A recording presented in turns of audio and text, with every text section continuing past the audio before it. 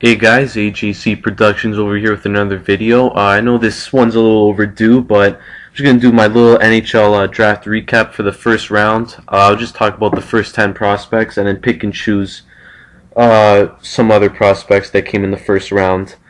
I know my first video I wasn't right, but you know, everyone's entitled to their own opinion. You know, I thought mine made sense, so yeah, don't hate. So let's get started. So Ekblad to Florida, really quick. I thought they could have traded the pick because I know they got offered Van Riemsdyk possibly, and I definitely would have taken it. But I don't know, I guess Talon is a little stubborn, and he just was asking for a little too much. So he took Ekblad, and honestly, like I said in the video, this is going to very complement Florida in the future. And I just want to see how this guy can develop in the next 2 years. See if he progresses really well on a team who's far off from making the playoffs for sure. For Buffalo, Sam Reinhart, really good pick. These guys can really use his hockey IQ on the power play, because I know they need to score way more goals because they can't score at all. And I don't know, this guy could be the face of the franchise only if Cody Hodgson gets traded. For Edmonton, Draisaitl, really good fit there. This is honestly the perfect thing that could have happened to the Oilers. They did not need skilled guys like Nugent Hopkins, Taylor Hall, and possibly Yakupov whenever he gets back on track. So I just hope this guy does not start on the second line, because he's just going to be placing too much responsibilities on an 18-year-old. So hopefully he just starts on the third line and eases his way in. With Calgary, with Sam Bennett, not the Brian Burke type of player, but like I said, he can do anything on the ice. I just think he complements Sean Monahan. And I know they just figured out their own goalie problems by signing Hiller. So, but we'll leave the free agent frenzy to another video. So at least they can upgrade the offense too. I don't know, they can maybe make something happen in like the next few years, but I still doubt it. With Michael Colle to the New York Islanders, they just took the best player available again. Colle, pretty amazing story. I know his brother has autism. I know he went through many difficulties with his family, and I'm really happy for this guy going to the Islanders. Do I think he's going to play with Tavares? Probably not, but still a great pick for those guys. For Vancouver, they take Jake Virtanen. Not really far off from Michael Colle in my mind. This guy can score. I think he's going to rebound from his injury. He's going to heal, and I think he's going to be a really good prospect for Vancouver, because they got none. So, with Carolina taking Haydn Fleury, this was a pretty reasonable pick in my mind, because I wouldn't want to go into the future building around Ryan Murphy on my defensive core. I just remember the World Juniors, and he got beat on that goal because Morgan Rielly, I don't know, I think he pinched or whatever, and yeah, Ryan Murphy can't do it on his own. So adding Haydn Fleury into the mix, really good pick. With Toronto, this is one of my favorite picks in the draft. I'm a little biased because the Leafs are my team. William Nylander could be a superstar in the making, I believe. Just has to get over his selfishness. Honestly, this guy probably has the best senses in the draft. Senses, which means that he can just create plays just whenever he gets the puck. And I don't know, he just has to use maybe his teammates a little bit more, and hopefully he just gets like at least 2 more years in Sweden, and I think he could be perfect on the team. If he makes it right now, I wouldn't be surprised either, but I just want him to develop a little bit and you know, just be that all-around great player in a couple of years.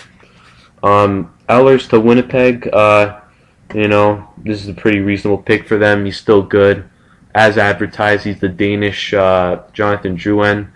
Put up 104 points, 49 goals, tops for draft prospects, I believe. So, really good for them. And for Mark Scheifele, too. For Anaheim, take Nick Ritchie, who I thought was a little overrated in this year's draft, but still a good pick overall. Just the guys to put it all together. I hate the inconsistency, but as long as he can maybe, I don't know, develop in the next 2 years, work his way in throughout the lineup after, maybe he could play with Ryan Getzlaf, but I doubt it. Then we'll go to Arizona, Brendan Perlini. I don't know, this guy could have cracked the top 10, but his 5-on-5 numbers were crap. So, I don't know, this was a pretty good, reasonable pick for Arizona. The guy can definitely score, but he just needs to improve his 5-on-5 game, and maybe he can complement Max Domi in the future. We'll go after the Dallas. They take Honka, the defenseman. This is a really good pick for them because now with the Jason Spezza trade, their offense should be set for at least, I don't know, 4 years at least, 4 or 5 years. They could be contenders at least in 5 years, but they need to develop their defense a little bit more as well. So, pretty good pick for Dallas. Number 16, Columbus, Sonny Milano. I saw this guy's video. Looks really skilled. And, I don't know. I think this is a really good pick for these guys. Could be on a line with Ryan Johansson in the future.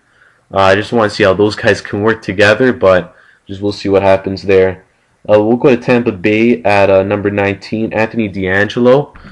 I thought this guy was pretty underrated. I know he's had his issues off the ice with teammates and then on the ice with referees too. But I just think this guy's really skilled offensively as the D. Maybe, yeah, probably more than Fleury, but not as much as Morgan Riley, guys like that too. But I just think for Tampa, if he can work with Hedman in the future, I think it can work beautifully in my mind. So, yeah, good pick for Tampa. We'll go back to Pittsburgh at 22 with Kasperi Kapanen. This guy's got family roots. Sammy Kapanen. Really good player back in his day, and I think Kapanen can definitely work well in Pittsburgh. I don't know, maybe second line with Malkin in the future. I wouldn't mind seeing that. For 24, Vancouver gets Jared McCann. I was really surprised this guy dropped. Really good two-way center. Can put up some points, you know what I mean? And this just adds to Vancouver's limited prospects. So good for Vancouver though at 24. And we'll end this one off with Josh Ho-Sang going to New York. This is a really good pick for the Islanders. Reason being is I think Ho-Sang was pretty underrated. Can put up a lot of points too. You know, he back in the day, or I guess 3 years ago, even growing up, he wasn't Connor McDavid's line mate for nothing. So this guy's definitely has some skill, and I think with him and Dalco in this year's draft, it was a really great day for the Islanders. So that basically concludes my little draft recap, guys. And there weren't like a lot of trades either. Just the Ryan Kesler trade before, and then the James Neal trade a little after too. But nothing really big in this year's draft though. But you know, I'm looking forward to 2015 as well. But I hope you guys enjoyed. Don't forget to comment, rate, and subscribe. Hopefully I have the free agent frenzy vid soon. So keep your eye on that, and I guess I'll see you later, guys. Thanks for watching.